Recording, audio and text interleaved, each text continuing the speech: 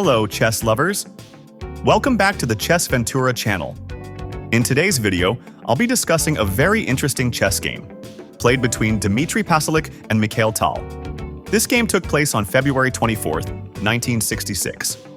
Alright, let's dive straight into the game.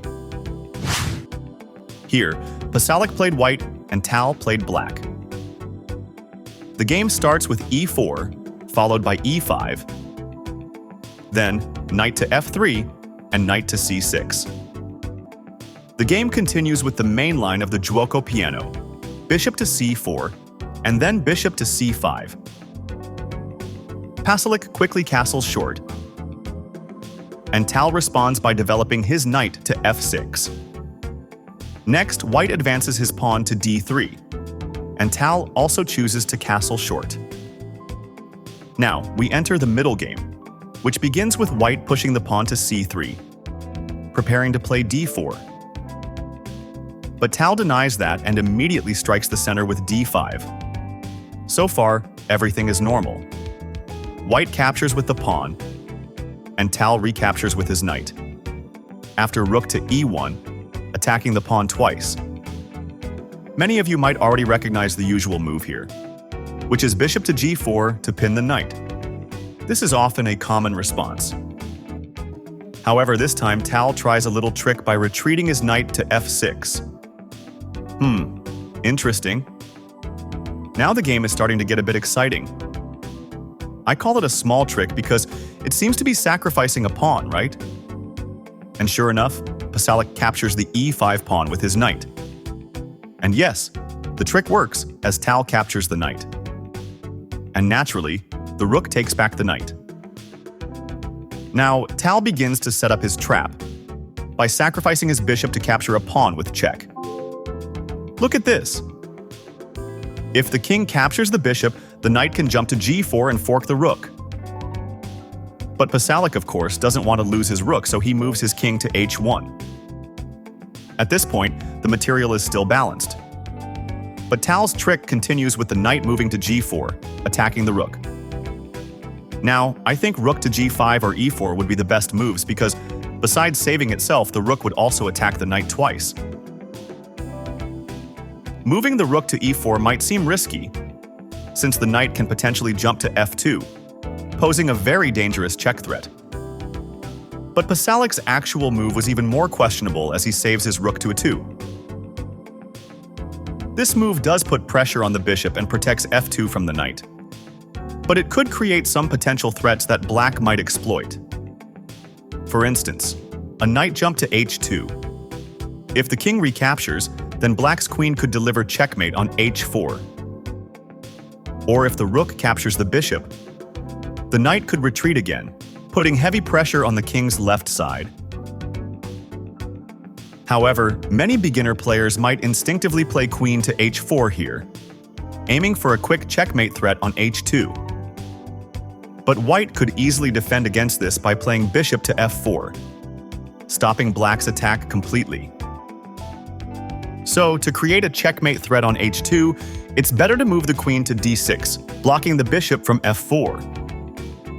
This would leave d3 as white's only possible response, which would open the king's diagonal, allowing a b5 or b6 pawn push to place the bishop on b7 for a check. Yes, this idea is quite realistic, but it would take 2 moves to set up. But if we're talking about the aggressive Mikhail Tal, he might tweak the variation a bit. Tal plays pawn to b5 first. Here we see the potential queen threat against the queen, so white decides to protect his queen by moving the bishop back to b3. Then black's queen moves to d6, creating a checkmate threat on h8. White is forced to play g3. Tal continues with bishop to b7, giving a check, and the rook is forced to block it. And here's the difference. Now, if the bishop captures the rook, the pawn can capture it back since the white queen is protected. At this point, I thought Tal would play rook to e8, but I was wrong. Tal pulls back his bishop to b6, which is quite unique, threatening a check and a fork on the queen. White could capture the knight here, but there's no need to analyze it further, as if the queen captures the knight, black's queen can capture the pawn, and threaten the rook twice with a checkmate threat. So a player of Pasalic's caliber wouldn't capture the knight. And indeed, Pasalic moves his queen to e2 to avoid the fork and protect the rook, and most importantly, to guard the d3 pawn. Yet Tal, being Tal, continues with knight to f2, giving a check and attacking the rook. And after the king moves to g1, Tal captures the rook with a check. Naturally, white moves his king to f1 for safety. This move is fascinating. Watching Tal's playstyle, brutal and aggressive, I initially thought this attack was mild and not fierce enough for Tal. But looking at Tal's next move, I was wrong. Instead of moving the knight back, Tal brilliantly sacrifices it by capturing the pawn on g3, giving a check. Wow, this move is brilliant! At this point, white has no other choice but to capture the knight with the pawn, and Tal captures back with the queen, creating a checkmate threat. With no moves left for the king, white tries to push the d4 pawn.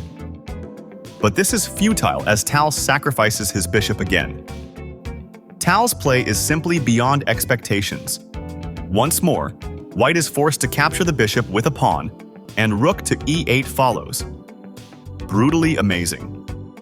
If white's queen captures the rook, then queen to g2 delivers a check.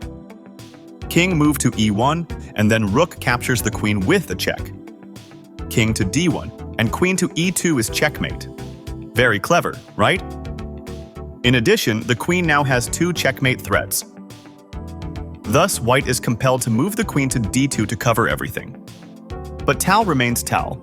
He casually throws the rook to e1 for a check, once again forcing white to capture it with the queen, and finally, queen to d2, checkmate.